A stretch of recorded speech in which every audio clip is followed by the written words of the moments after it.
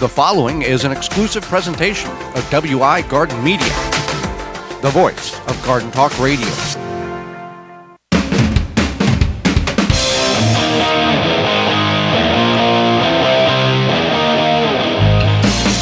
Coming up on the program today, we're going to discuss bad bugs in your garden and what you could do to get rid of them, as well as planting fall garlic. Our guest is author Brigantti will be with us and will answer your garden questions. The hour is full, so join us. You are listening to the most informationally packed hour of garden-focused radio in the country and on the internet with your host, husband and wife team Joey and Holly Baird. This is the Gardening with Joey and Holly radio show. And welcome to another edition of the Gardening with Joey and Holly radio show. Very happy that you chose us to spend a little time with today. I am your host, Joey Baird. Beside me is my wife, co-host, best friend, and gardening partner, Holly Baird. This program is for you, about you, to help your garden grow better, to maintain your landscape, grow healthier trees, make your grass look greener, as well as preserving what you grow. Happy you're tuning in. Whether you're listening to us on one of the 18 AM and FM frequencies broadcasting our program here in 2024, through a radio app, through podcast replay, in-studio video replay, or through our parent website, which is thewisconsinvegetablegardener.com. Under the Season 8 tab at the top of the page. If you want to be part of the program, certainly you're welcome to do such. You can send us an email to gardentalkradio@gmail.com. That's gardentalkradio@gmail.com.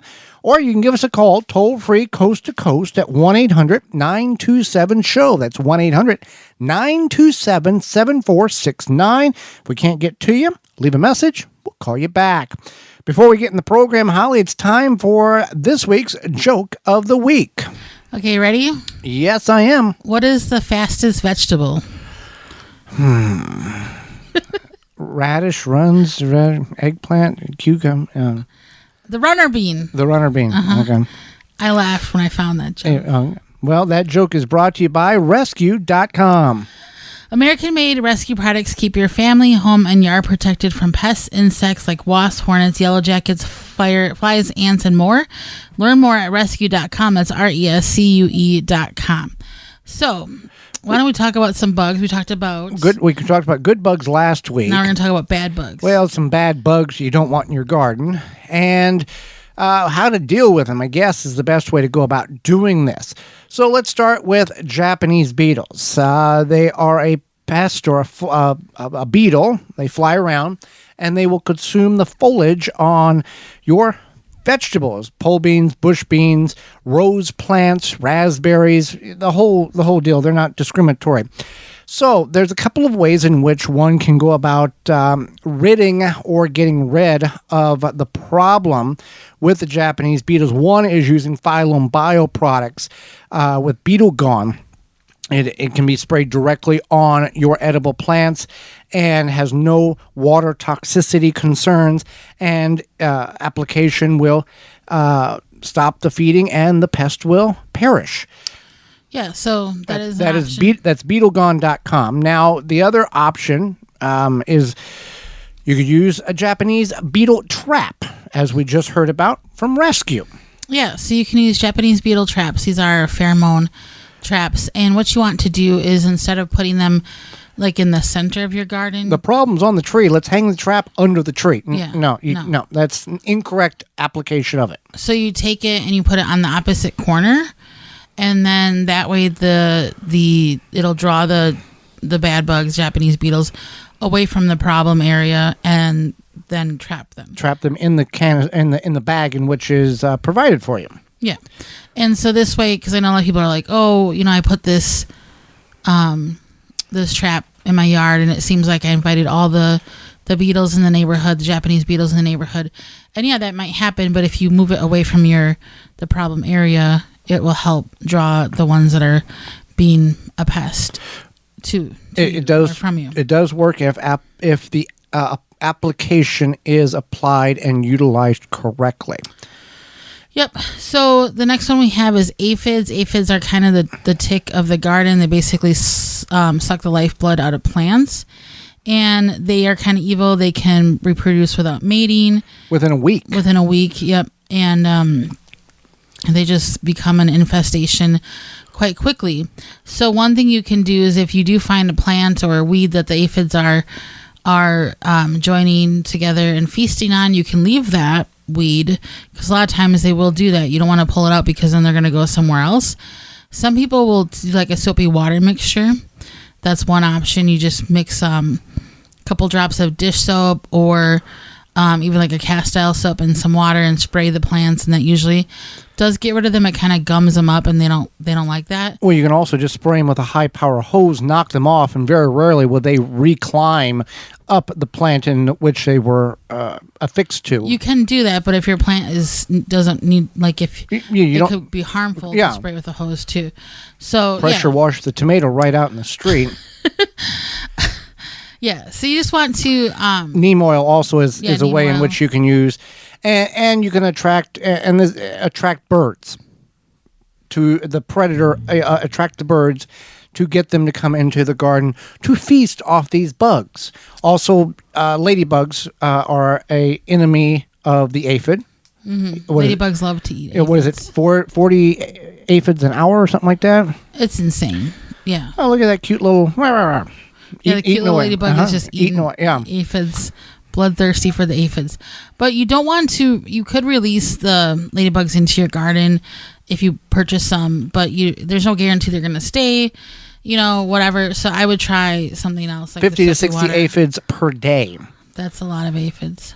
For up to 400 in a 3-week before they are pupillate. So... all right, so... ladybugs are good.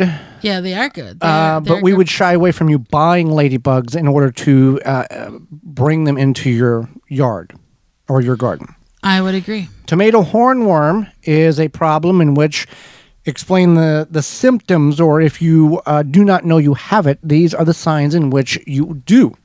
So typically you'll see the tomato hornworm, or you'll know that you have the tomato hornworm because you'll have some almost pretty much ripe tomatoes, and you're thinking, okay, I'm going to harvest those tomorrow. And then you go out to your garden and it looks like some little kid came and chomped around the outside of the tomatoes, but you see little black and like dark green droppings on the tomato typically. Now, there's times where the tomato hornworm won't have any tomatoes to eat, so just eat the leaves of the tomato plants. Right. That happens too. So those are the signs that you have them. And they will eradicate a whole tomato plant in one evening, a whole row in a week. It's very, very frustrating. You can try to look for them, but they blend in with the leaves of the plant very well. They look like a curled leaf, when they're asleep during the day. So what we have found is that inviting birds into your garden helps get rid of them in the way that the birds, if you take some bird seed and you put it kind of just amongst the tomatoes on like a little dish on what's it called? Tuna can. Like post. A tuna can on a post, yeah. Post, that's the word I was looking for. Then that will attract the birds to your garden, and as the birds are sitting there eating the bird seed, they're looking around and they see, oh, there's a tomato hornworm or whatever they think it is, and then they will eat it. And that snack way, is what they think it's snack. Yeah. They're like, well, this is better than bird seed. More protein. Juicy. And they do take care. And this has worked for us quite well over the last, 5 years, I think? 5-10 years, yeah. Yeah. So you want to bring the birds in. Colorado potato beetle is another problem that people are now and soon would be dealing with in their potato patch. Now, you can use neem oil, a mixture of water and neem oil, according to the label. Follow the label. More is not better. And spray on the foliage of the potato or tomato plant and cover the top and the bottom of the leaves. Repeat every 7 to 10 days as the potato plant. Potato plant, or if they are on your tomatoes. Sometimes, every 7 to 10 days as needed. You can also grow plants that will repel the potato beetle. That would be such as eucalyptus, catnip, marigold, nasturtiums, coriander or cilantro, onions, or onions would be the other one to mix in with your plants, your potato plants, in order to repel. Now, at this point, it's too late for most of us to incorporate those beneficial plants. That's, it's kind of companion planting. We're utilizing one plant to repel the insects so another plant can grow. That is positive companion planting, not some weird, is this makes this sweeter and that makes, nothing. One thing that you can do is you can work the soil early because of how the potato beetle lays its larva. So if you disturb the soil early, that will help it. And then also moving those plants, any sort of nightshade plant, whether that be the potato or tomato, make sure that you're not planting in the same area. This can also a lot of times disturb them a little bit. And in the fall, if you have debris in the garden, say you had a potato beetle problem, move that debris elsewhere. Move it away from wherever the potato beetle was having an issue. You might want the debris, like a lot of times we leave the debris for it to house the good bugs. But also our debris is not diseased or bug ridden with nasty stuff. If it's that case, throw it in the trash and get rid of it, because you're much better not having any of those overwintering than having a mess that is going to induce more problems next spring.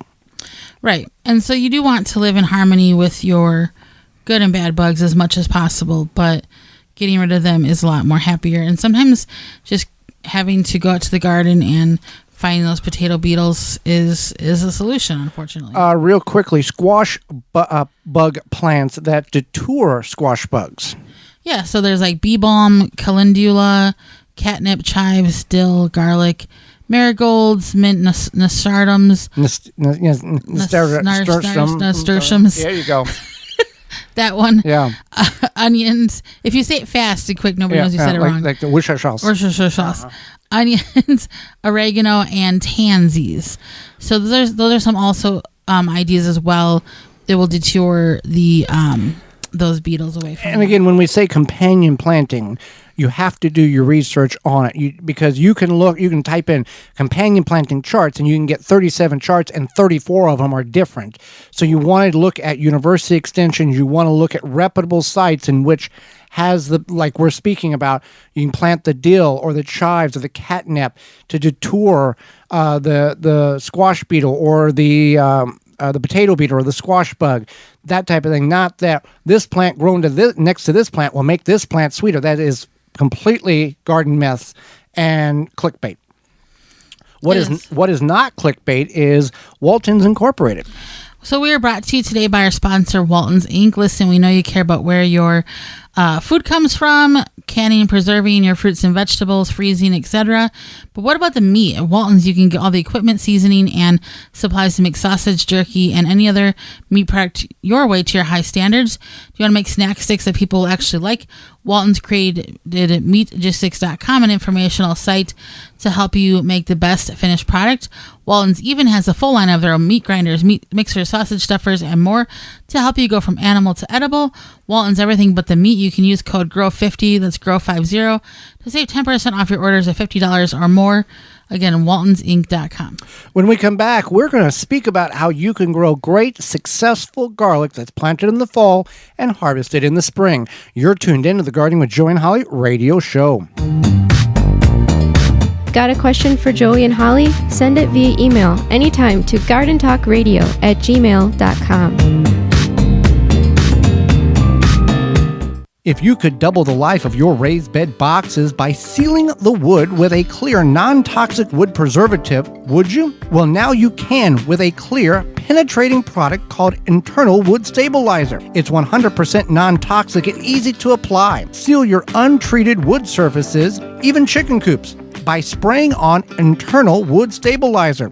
It's invisible, seals the wood from the inside out, and never wears off. Recommended by organic gardening experts, Internal Wood Stabilizer. Check it out at timberprocoatingsusa.com.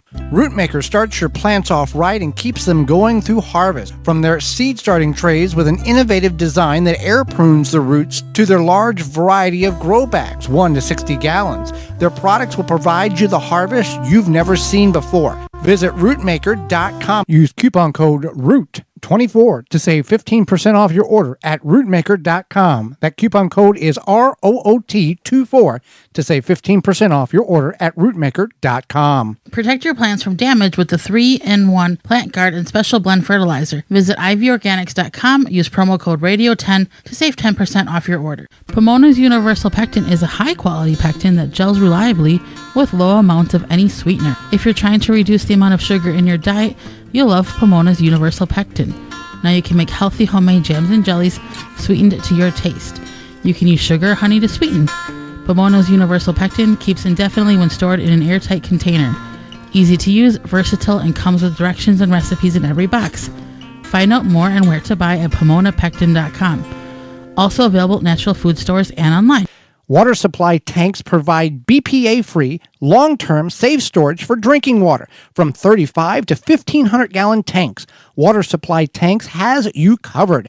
From preparing for unexpected needs, off-grid property, easy gardening access, and more. For questions and to order, visit watersupplytanks.com and use coupon code GARDENING10 to save 10% off your order. Are you ready to take control of your home's comfort? With Mr. Cool DIY Direct, empower yourself with our top-notch do-it-yourself cooling and heating solution. Introducing the Mr. Cool 4th Generation Mini Split, the DIY-friendly way to keep your home perfectly comfortable all year round. Our systems come with everything you need for installation, including our patented pre-charge line sets, eliminating the need for expensive professional help. Visit MrCoolDIYDirect.com to learn more and to take the first step towards a cooler, more comfortable home. Don't forget, use promo code GARDEN for a special discount and free nationwide shipping. Mr. Cool DIY Direct. Cool your house, heat your space, all by yourself. Soil Diva Liquid Microbe Stimulant Spray improves the health of your plants you work hard to grow, stimulates the natural enzymes, and increases beneficial soil bacteria. Go to soildiva.net. Soildiva.net. Welcome back to the Garden with Joe and Holly radio show. Happy that you're with us today. Happy you allowed us to be part of your day. If you've missed any of the coupon codes that you've heard or you may hear throughout the program, you can certainly go to our parent website, the WisconsinVegetableGardener.com. Underneath the Money tab at the top of the page, you will find all of them listed for you, just like Honey Bee Healthy. Since 2000, Honeybee Healthy Inc. has helped beekeepers maintain healthy and thriving hives. Attracting pollinators to your garden this year is as simple as hanging a hummingbird feeder with a mixture of sugar water and Honeybee Healthy Original. Don't be alarmed to see birds, bees, and butterflies dining together at the feeder. Pollinators coexist peacefully. Honeybee Healthy is offering a 10% discount on an 8-ounce bottle of Honeybee Healthy Original to this show's listeners. Enter discount code BEEGARDEN, that's BEE Garden, at checkout. For more information, mixing instructions, and more, visit honeybeehealthy.com. Speaking of pollinators. Yes. I don't know where I was going with that. But anyway, we're going to talk about growing garlic. Growing garlic, it is one of the most simplistic vegetables or root crops you can put in your garden. Doesn't require the most healthiest soil, and you don't necessarily have to put it in the garden as you would maybe a tomato or a pepper. You can incorporate this into your raised beds, in some instances, containers, which is not recommended. We wouldn't recommend that, but some people do find success in growing it. So we're going to start at the beginning stages and then work all the way to current time of harvest. Now, you want to find good, reputable garlic bulbs.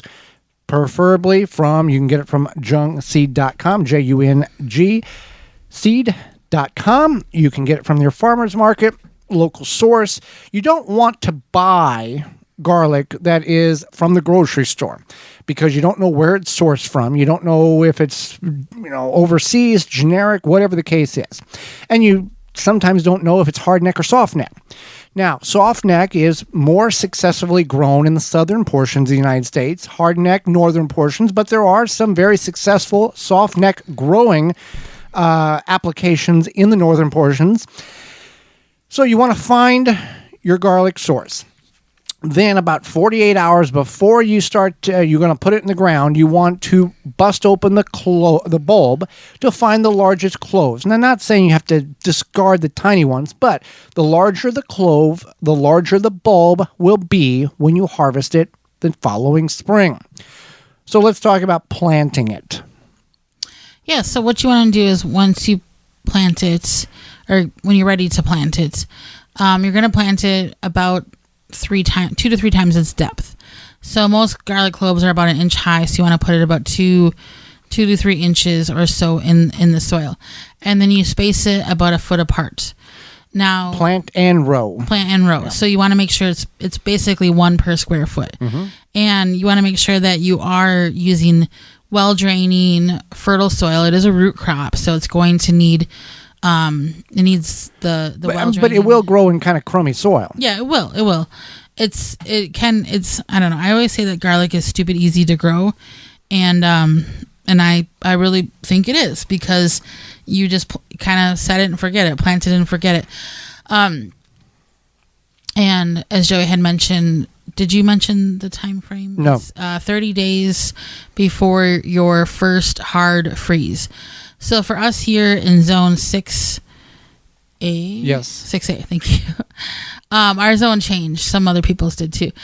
For us, we planted mid-October, which we might shove it back to about the first week in November now. Yeah. Now this is a guess. It doesn't, if you get it and you plant it and it doesn't freeze for 6 weeks and for let's say a month, you want to plant it a month before your first freeze. But if it's a month and a half and you plant it and it doesn't freeze, you're going to get some top growth, and it's not detrimental to the plant. This gets kind of a guideline to allow the plant to establish a root system before the dormancy period takes over. That's when it gets cold and freezes. Yeah. So that's the important part, is that you want to give it time. So if you plant it earlier, it's not the end of the world. It's probably better. But don't start in July. No. It's probably better to plant it earlier versus later. Right. And as Joey had mentioned, all these zones have changed, or I mentioned they've changed, but Joey had mentioned we might wait till more closer to November, which is fine too, because it seems like our December is now mimicking November more, as climate has changed, etc. But the good thing about snow in February, it won't last very long compared to snow in November. That's true. Yeah. So that's what you want to do. And then you can mulch it. You don't have to mulch it. If you do mulch it, you just want to do a thin layer. Joey and I tried to grow garlic once, I don't know, 10 years ago, something like that. And we put 1 foot of mulch over it. It was insane. And it didn't do well at all. And then we got a hold of the garlic growing guy out of St. Louis, Mark Brown, who grows about 20 at that point. I don't know if it continues, but grew about 20,000 bulbs of garlic for the St. Louis Garlic Festival. And we said, "Here's what we did," and he said, "Here's what you did wrong." And that was pretty much everything. We did everything wrong. And the mulching was okay, but it was too much mulch. Yeah. But since that point, we have never mulched, and we have had some of the harshest winters on record, and the garlic has been phenomenal when we've harvested. So we've got it in the ground in this segment. We've got it in the ground, and it maybe has grown 2 or 3 inches, and now the winters come and snow and cold and all of this other stuff, and it's fine. You're just going to let it sit there. And we're going to go if it's got mulch or not. So here comes spring, and the soil's going to warm up. And the reason why you can plant garlic in the spring and harvest it in the fall, you can do that with elephant garlic just like you would onions. The purpose of planting garlic hardneck is what we grow in the fall is because it needs cold hours or chill hours. If it doesn't have the correct number or enough cold hours, it may not properly develop into the bulb in which we're familiar with. And it's one less thing you got to plant in the spring. So it's gone through, the soil's warming up, it's perking back up, and it's starting to grow vertically pretty rapidly. Now, at this point, you can water, keep it moist, but most of the time we've got a lot of moisture from rain in the spring, and we don't have to water it. You can also, if you feel it's necessary, you can top dress it with some compost or aged manure or fertilizer, liquid or granular, in order to give a little pop to it. We've not chose to do that. We've not seen a need to do that. I think, perhaps some people just want to. They want to give it a little, like a habit, like this is what I'm going to do with my garlic or whatever. So yeah, you do have that option in the spring. And then just making sure that it stays watered. Typically not an issue for most times in the spring. But if for some reason the spring is more dry, you do want to make sure it stays watered. Then what will happen, depending on if you have hard neck or soft neck, hard neck garlic will get what's called a garlic scape, and it's basically like this little curlicue that can extend 8, 12, 14 inches as it grows up and twirls around. Yeah. That happens, and it's a seed pod. Basically, it is a seed pod that is growing out of the garlic, because the garlic is like, hey, I'm getting ready to reproduce because I'm growing. So what you do is when you seed the garlic scape or the little seed pod, you cut those off. Just the one shoot. The growth. Yeah. Yeah. So you just trim that back, and then usually within a couple weeks, you'll see the top growth kind of turn yellowish brown. And that's when you know it's ready to harvest. The lower leaves, not the top leaves. growth. Yeah, you said the top growth. Oh, the lower leaves. The lower sets of leaves begin to die back, and you can harvest. You don't have to wait till the whole plant dies back. No, but you do want to give it a couple weeks after you trim this. Right, about 3 to 4 weeks. Now, the reason why you just don't let it sit there and die back and then harvest when you want, cloves are in the ground. If it gets wet, it can rot and start molding. Now, the soft neck, they will start to crimp over like you see onions would at the time of harvest. When that top growth falls over and crimps the stem, it's done growing. You can go ahead and harvest it. So now you want to store the garlic. So what we do is we cure it. And so curing it is just a process of hanging it, or even just like kind of vertically stacking, standing it vertically into a tub where air can circulate and gravity can pull the juices from the stem back into the bowl. Yes. And it also allows like a little bit of drying so that it stores better. And so you want to cure, I don't know, a couple months, probably? Based on conditions, 4 to 6 weeks. Yeah, so a couple months. Yeah. And then at that point you can cut off the tops, the bottoms, whatever, give it away, braid it, whatever you want to do with it. You just want to make sure you store it in a cool, dry place with good air circulation. So you don't want to like shove it in the back of your fridge. Don't put it in the fridge at all. You don't want to put it like in a plastic bag in a corner. Some people use baskets. You're going to get about 6 months out of this. Yeah. As 6 months pass and you're getting to 9, you're going to notice the internal clove begin to dry up. Not saying that it's going to just completely shrivel up to nothing, but that you lose less and less and less viability or nutrient value as that starts to dehydrate essentially. So if you have an abundance of garlic, you could essentially bake it, you could roast it, you could dehydrate it and turn it into garlic powder like you would buy at the store. There's several different options you have there instead of just letting it dry up and putting it back in the compost pile. Now, when you harvest your garlic, let's say you harvest it this year, you're going to want to save the largest bulbs, which will contain the largest cloves, and set them aside so you can plant them next year. We plant a variety of garlic. Georgia Crystal, Purple Galaxy, German Hardy. There's a Spanish Roja. Yeah. We don't, we never labeled ours. No. And that's okay. It's just whatever the biggest was. That's what we may all have. We may just have one variety right now. I have no idea. Who knows anymore? Yeah. But it's it's fun to grow garlic, and I think it impresses people who don't grow anything or don't really know, how garlic is grown. Yeah. Yeah. So I know, like, I've given it to people and they're like, wow, this is amazing. And it's much better than store-bought, just like pretty much any vegetable. If you're going to cook with garlic that you've grown or been given, go with a quarter of the amount that you normally would use from a store garlic. I don't agree with this because I love garlic. I know, but if you're not... if you're not used to it. It's going to...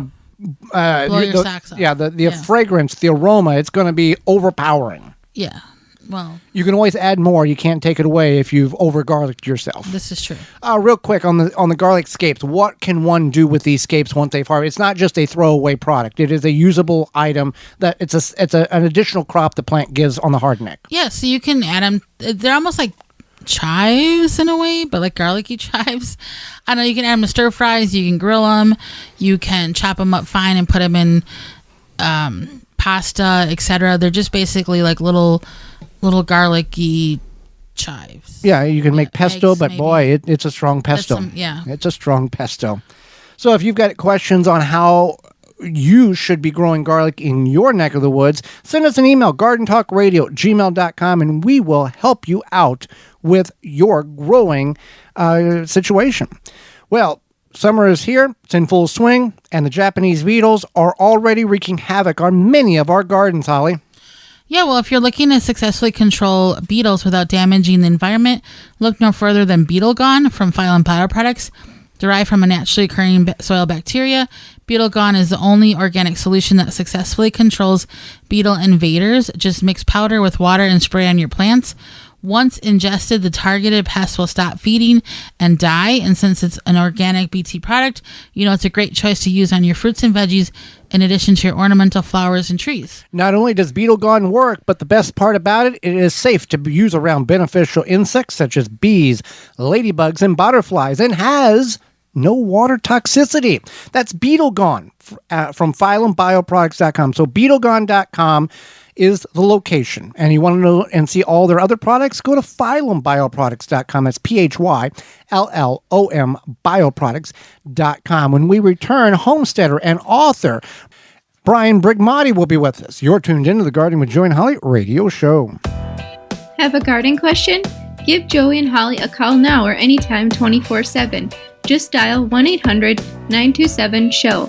If you can't get through, leave a message and they will call you back. Call now, 1-800-927-SHOW. Take the guesswork out of composting with the AeroBin 400 or smaller 200 for easy composting. The AeroBin mimics how nature decomposes waste. The AeroBin is easy to use. You prepare your balanced organic waste, just open it up, drop it in, and close. After a short time, fertile compost is produced, which is easily accessed via the lower side door. The thermal insulation in the AeroBin conserves heat, leading to rapid breakdown of the biomass and works efficiently year-round, even in cooler regions. There is no need to turn the biomass, and it is pet and rodent resistant. It has little odor and can kill annoying weeds and seeds. It is BPA free. The AeroBin 400 or 200 comes with a reservoir at the bottom to collect the leachate. When diluted, makes for great compost tea liquid fertilizer. AeroBin composts kitchen and garden waste quickly. Easy to assemble with no special tools needed. The AeroBin makes composting rewarding and easy. Go to burpee.com or homedepot.com to purchase. Jung Seed Company is a family-owned and operated seed company since 1907 with the largest selection of seeds and plants online. Use coupon code 10TG24 to save 10% off your order at jungseed.com. That coupon code is 10TG24 at jungseed.com for 10% off. Are you bugged by bugs? You need naturally green products, No More Bugs, environmentally friendly. Made in the USA, No More Bugs is a cedar blend that repels and eliminates mosquitoes, no-see-ums, ticks, fleas, roaches, ants, and more. No More Bugs is safe for you, your pets, and plants. Available online at nomorebugs.net, Amazon, Walmart.com, and the Home Shopping Network.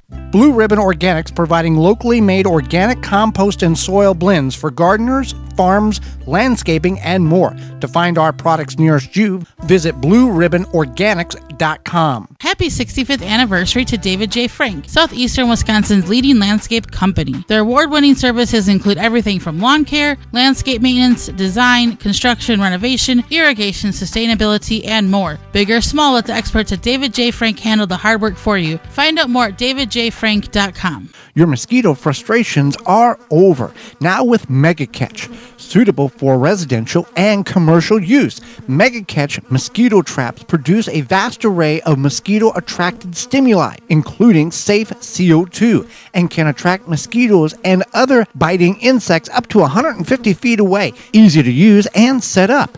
The Mega Catch is ready to make your outdoor space comfortable and enjoyable at megacatch.com. Use coupon code JOEYB, my name Joey B, at checkout and receive 20% discount on your entire trap order at megacatch.com. Welcome back to the Gardening with Joey and Holly radio show. Happy you've allowed us to be part of your day. Holly, let's go to the hotline and bring in our guest for this week. Brian Brigantti is the owner of Red Leaf Ranch. He is a homesteader, artist, and author. He shares his projects and progress at Red Leaf on YouTube as well. Welcome to the program, Brian. Hi, everyone. Thank you so much for having me. Well, we thank you for taking time out of your day and not only about to educate Holly and myself, but all of our listeners. And I'll start with this. Why don't you tell us about Red Leaf Ranch and how it came about? What's the story there? Yeah, of course. Well, just for a little bit of backstory, I'm originally from Chicago, actually. I was born and raised in the big city, and then I moved to New York City to pursue a career in photography. But after a few years and having grown up in a big city, I just grew overwhelmed with city life, and the opportunity presented itself for me to move to the middle of nowhere, Tennessee. And I took the opportunity. But the goal wasn't necessarily to garden or to start a homestead. It was just to get away from New York City. But then the pandemic hit, and I wasn't able to travel back to New York, which I was doing at the time to continue my photography work. So I was just kind of stuck. I had all this time all of a sudden, and with the looming uncertainty of what the food situation was going to be like because of the pandemic, I decided to learn or to start gardening and farming and growing our own food. And the name Red Leaf Ranch actually is a play off of my partner's business. He owns a carnivorous plant nursery, and that's what brought us to Tennessee. It's called Red Leaf Exotics, so I thought Red Leaf Ranch would just be a fun little play off of that. And now, as a collective, we are Red Leaf. Well, the pandemic, however you want to look at it, it taught us a lot of things about a lot of stuff, whether we like to have learned that or not. Absolutely. Absolutely. I wholeheartedly agree. I feel like it was a very rare opportunity for a lot of us to really reflect and take a good look at our life and pivot if we really had the opportunity to and create a new normal for ourselves. Because when in the world is the world going to stop for like 3 months again? It was a really rare opportunity. And as tragic as the pandemic was, I'm honestly really grateful for it. It gave me the time and the space to really change the entire direction of my life. And now I garden and I create content full time because of it. I would have to agree. I think for many of us, the pandemic was very pivotal, and I think that I want to say it was a positive thing, but definitely pivotal. People turn a negative into a positive. Yeah. I think yes. So it sounds like your partner has somewhat of a green thumb if he's growing carnivorous plants. What about you? What was the most intimidating thing for you when you started, this homesteading, gardening journey? Did you kind of lean on to him, or what was something that you were like, I can't believe I'm about to do this? And what was the most intimidating part? Well, I guess for me personally, I mean, I'm so fortunate that I had the crutch that is my partner. He's literally been gardening since he was a kid, so he knows a lot about gardening, but he focused primarily on landscaping and ornamental gardening. He's never really pursued growing food, so it was really my own undertaking and fully my own. And I guess the most intimidating thing about it was, I guess I'm the type of person that puts pressure on myself and wanting to get us to a point where we were like completely self-sustaining and completely reliant on the garden. So I guess me putting too much pressure on it was, I intimidated myself. But along the way, I've learned that, failure is very much a part of the process in gardening. I mean, when I first started, I killed so many plants. We did not eat that much from the garden that year, but I learned a lot along the way. And something that's really cool about gardening in particular is there's this really magical thing called compost. When you kill your plants, you throw it in the compost and you turn it into goodness. You turn it into food for the next growing season. So literally your failures become part of your success. So I thought that was a really cool parallel to see within gardening and reflected back at life in that way. Fantastic. So, you had a book recently come out, Gardening for Abundance, Your Guide to Cultivating a Bountiful Veggie Garden and a Happier Life. Can you tell us, for our listeners, maybe something that will pique their interest them to pick up a copy, and just a little bit more about your book? Absolutely. Well, through my gardening journey, I've realized how much the garden reflects the ways we should take care of ourselves. The way that we tend to a garden reflects in so many ways how we should tend to ourselves and our communities, the people we care about. And I've learned so much about gardening along the way. So in the book, I'm teaching the very basics, the fundamentals of how to garden, but I'm taking it a step further and sharing the teachings that the garden has taught me on a more spiritual and holistic level on how to take care of ourselves, how to ground yourself, how to align yourself with the mindset of abundance. So no matter what life throws your way, you have a really good head on your shoulders, and you're going to navigate through it, and it's all part of the plan. It's just, I'm teaching you all about abundance, not just in the garden, but in everyday life as well.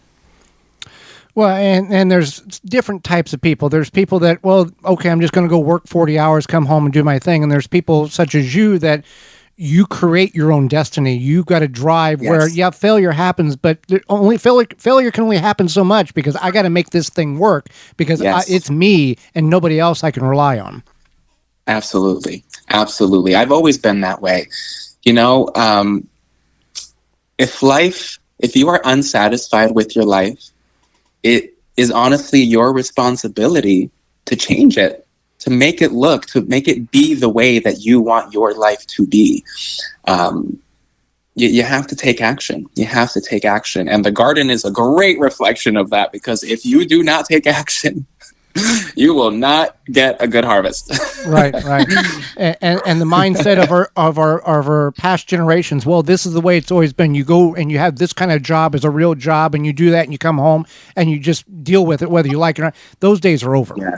Yes, absolutely. Our generation is very headstrong, and they won't settle for anything less than what they truly desire.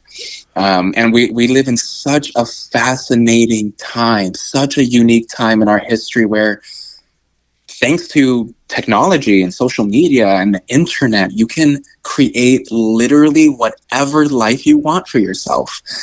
You just have to want it. Right. You just have to believe it. You just have to desire it. You have to take action, take the steps towards it.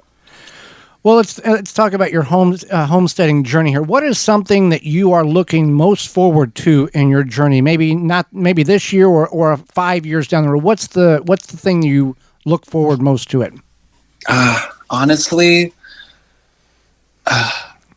starting this whole garden journey and homestead journey, it's been such a dream being able to create such a beautiful space, grow all this wonderful food for my partner and I. But quickly, I realized something that I was lacking within it was community and our family. We love sharing, and community is such a big part of gardening as well. Like, you get such an overabundance of food, you want to share it with your family. So honestly, what I'm looking forward to the most is expanding our homestead so that it's big enough to house a family like my mom, my younger brother even, and also create space for people to visit, and host retreats as well to inspire and teach people in real time, in the physical, not just in the digital world, how to pursue a life like this. And it's really cool because outside of just the vegetable gardening, we also have my partner's carnivorous plant nursery. We focus a lot on encouraging and building biodiversity to encourage and rebuild habitat for wildlife. So there's a lot going on here. So we really want to create a space where people can really tap into that and nurture that curiosity for nature. And it's all things that you personally enjoy. It's not something you're dreading doing. It's something you wake up and can't wait to get started. Absolutely, exactly. And the work is so much bigger than ourselves. Like the way the world is right now with climate and And just the way the world is right now, we need to turn to nature more than ever, because she is the answer for a lot of the problems that we are having. And we have to reattune ourselves to be more collaborative with nature rather than trying to control her. I feel like this whole desire for control and consumption has really led the planet to the course that it's on. But if we work in harmony with nature, that is the answer for sure. I definitely couldn't agree more. So what is something that you learned and you knew you had to learn the lesson for yourself in homesteading? Just like a lot of us, people can say this is what's going to happen, XYZ, but you're like, I need to figure this out for myself. What is one of those lessons that you've learned in this process? Well, it's very interesting, the dynamic of just rural living and homesteading. Having grown up in Chicago, I also lived in San Francisco for a short time, and then lived in New York. Something about big cities is that they have their own pace. They have countless opportunities for you to tap into and hone in on. But rural living, there is no pace.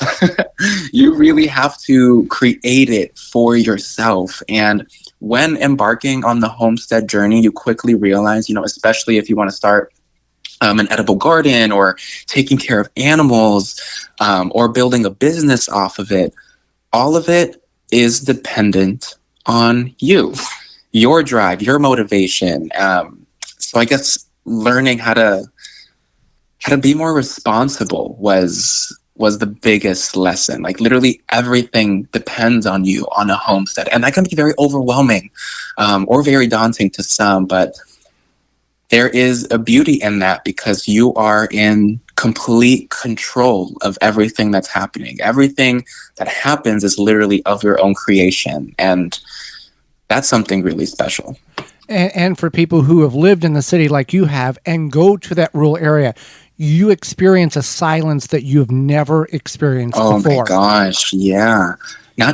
Yes, yeah. The nighttime is so silent. Also, we can actually see the night sky here, which is like the first time I saw the full moon and we could actually see outside at night because everything was illuminated by the full moon. It literally brought me to tears. It was so beautiful. I had never experienced that before. Also, there's so many birds here. It's so nice not having to listen to people yelling outside or cars honking or subway trains or who knows what else. Like the sounds of nature are so beautiful and so peaceful and so grounding. But it can be a little surreal, learning to navigate through the silence or being still in that way. Funny enough, that was one of the challenges I had to navigate through, was learning how to be still, learning that it's okay to be still and not feeling guilty about not doing anything and just allowing yourself to like rest and relax and be, because that's something I really never got to experience living in a city. It was go, go, go all the time. Well, Brian, we greatly appreciate the time you've offered us. How can people find out more about you, the Red Leaf Ranch? How can they find your book? Where do we go for those locations? Of course. Thank you so much for having me. It was an absolute pleasure. Well, if you want to find me, learn more about me and my journey and embark on this journey with me, you can find me on social media on TikTok, Instagram, YouTube, Facebook. We are Red Leaf Ranch on all those channels. And if you want to learn more about the book, you can head on over to our website, redleafranch.com. And we have our section, Gardening for Abundance, for you to see everywhere that the book is available. Well, Brian, thank you so much for your time and your education to Holly, myself, and all of our listeners. We thank you very much for that. Of course. Thank you so much for having me. Take care. Absolutely. And when we come back, it's your garden questions and our garden answers. You're tuned in to the Gardening with Joey and Holly radio show. Got a question for Joey and Holly? Send it via email anytime to gardentalkradio@gmail.com. Wind River chimes will always be the inspiring harmony. With a large selection and customization options, you will find the sound that soothes you. Visit windriverchimes.com to shop and find out more. Mantis tillers, the premium long-lasting gas-powered tillers, are the perfect solution for any garden. This Mantis machine is available with 2 or 4 cycle engines with a 19-inch or 16-inch tilling width. Your DIY companion in your garden and your lawn converts easily for edging, aerating, and more with optional attachments. Find details at mantis.com. Deer Defeat is an all-natural based animal repellent to keep deer and rabbits away from your valuable plants that is odorless after 30 minutes and dries clear. It creates a continuous, invisible shield to protect your plants. Works for 30 days through rain, snow, and freeze. Will not clog your sprayer. Apply to your property without environmental damage. You can spray directly onto your plants up to flowering, then apply around your plants to continue protection. No need to reapply. Money back guarantee. To purchase, go to deerdefeat.com and use coupon code RADIO to save 10% off your order. Have insects such as aphids or fungal gnats invaded your plants? Fight back with Summit year-round spray oil and Summit mosquito bits. Organic Summit year-round spray oil kills insect pests on indoor and outdoor plants. All natural mosquito bits kill fungal gnats larvae in container plants. Both products are harmless to people, plants, and wildlife. Summit year-round spray oil and Summit mosquito bit are available at garden centers, hardware stores, and at summitresponsiblesolutions.com. Make hand watering easy and enjoyable with HoseLink retractable hose reels. No more tripping over hoses, kinks, tangles, and avoiding rolling the hose up. With an automatic retractable HoseLink saves you time and effort manually coiling up your hose, leaving your focus on the things that will bring you joy in your garden. Available in multiple colors and lengths, you'll be sure to find the retractable hose that works for you. To find out more and to buy online via hoselink.com, use coupon code RADIO10 for $10 discount. Garden like a pro in 3 easy steps and receive customized fertilizer recommendations for your garden or lawn. Soil Savvy helps you determine what nutrients your plants need to thrive. Never again over-apply nutrients they don't need. A patented process that makes you a smart gardener. To get your soil test kit, go to mysoilsavvy.com. Dig planting holes from a comfortable standing position. Step, twist, pull, and plant. Visit ProPlugger.com. Welcome back to the Gardening with Joe and Holly radio show. Time for your garden questions, our garden answers. Thank you for allowing us to be part of your day. If you got a question, you can certainly fire that on over here to gardentalkradio@gmail.com. That's gardentalkradio@gmail.com. Or if you'd like to jam your fingers in the phone, you can send us a voice, or you can give us a call toll free, 1-800-927-SHOW. That's toll free, coast to coast, at 1-800-927-7469. Had a number of questions. Let's see what we can get through, Holly. I am growing containers for the first time. Do I need to use a saucer underneath? So I think this is more or less personal preference, especially if you are growing on a patio or deck where you probably don't want it to be stained. Or if you're on a balcony and it trickles down underneath the people below you, and then you got angry neighbors. Also, so his concern is that it would be flush with I think it was his deck, I forget. Okay. And then it wouldn't allow for drainage. But most containers you grow in are not flat on the bottom; they're beveled. In some instances, unless it's like a plastic pot that you're reusing. Right. Yeah. So as long as I assured him, as long as there was drainage, it was fine. It's up to him, whatever. But I think that sometimes people just like the aesthetic of it too. Well, let's say you're using a root maker grow bag and you put it on a saucer. You water it, and the excess water will collect in that saucer, and excess will overflow. But then the capillary action will kick in at some point before it evaporates, and it will wick it back into the container or the grow bag, so you can reuse some of that water that you're not having to water. I mean, it's not long term, but it's a little extra water that will retract back up into that soil. So I think, again, it's personal preference. Some people will take a plastic kid sled and put plants in that. I mean, they're like all different colors, and kind of create like a little basin where there is maybe an inch of water in the bottom of that will wick back up over the course of a couple of days, so they don't have to water as frequently. That's smart too. You don't have to use a plastic sled, but you can certainly use several different things there. All right. Let's see, next question here. I have tomatoes with the lower stems that I have found out are air roots. What can I do, if anything, about them? It's not bad. A lot of times, especially if we have high humidity, the tomatoes are naturally going to do that. A lot of moisture. A lot of moisture. Whether and you can be splashing water up on the stem. That too. Yeah. Tomatoes just have this because of the type of plant that they are. Basically, when you see those hairs on the tomato plant, that's an opportunity for root. If you're splashing water on the plants, high humidity, a lot of moisture in the air, they are going to possibly form roots like that. There's not really anything you can do. It's not harmful to the plant. Yeah. There's nothing most of the time that you're doing, and there's nothing really that you can do in order to prevent it. It's a natural occurring thing, so it's no foul one way or another. My ground garden has had so much rain in the last 2 weeks. There's no ponding. The raw water has drained through the soil. My fear is the plants have suffered.